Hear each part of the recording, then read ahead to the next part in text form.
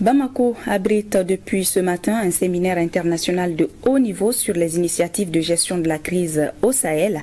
L'ouverture des travaux de 3 jours était présidée par le chef du gouvernement qui avait à ses côtés le ministre de la Défense et des anciens combattants ainsi que le chef de la MINUSMA, Nyanya Aliou Traoré.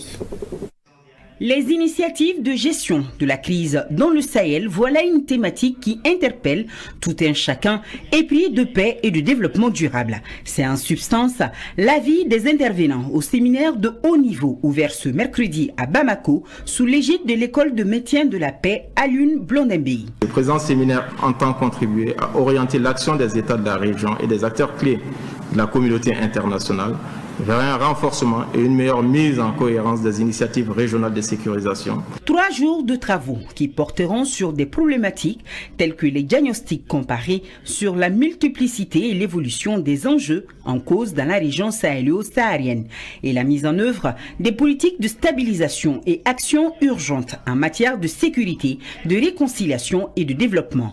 Les participants devront définir une politique et stratégie générale concertée et inclusive face à la menace globale.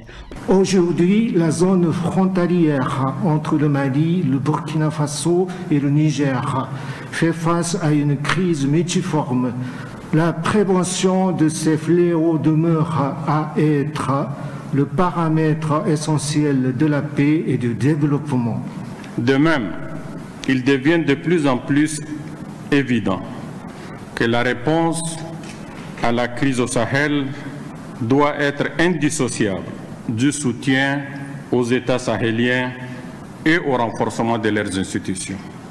S'agissant du cas du Mali, une mise en œuvre intelligente de l'accord pour la paix et la réconciliation issu du processus d'Alger est porteuse d'espoir pour une paix durable.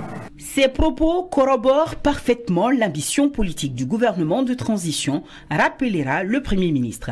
Et Mokhtar Ouane de souligner l'impérieuse nécessité pour nos États et partenaires de regarder dans la même direction afin d'agir de façon nécessaire et diligente.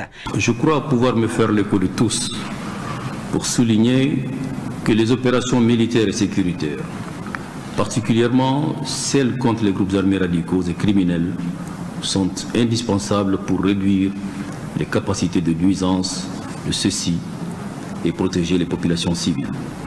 C'est pourquoi le gouvernement de la République du Mali s'est engagé non seulement à recentrer l'agenda sécuritaire autour de la protection des civils, mais aussi à procéder à un meilleur équilibrage des différents piliers portant sur la gouvernance, la sécurité et le développement.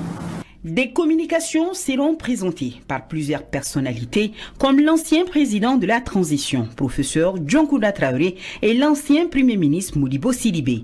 Leur expertise et expérience au sommet de l'État seront sûrement des apports inestimables.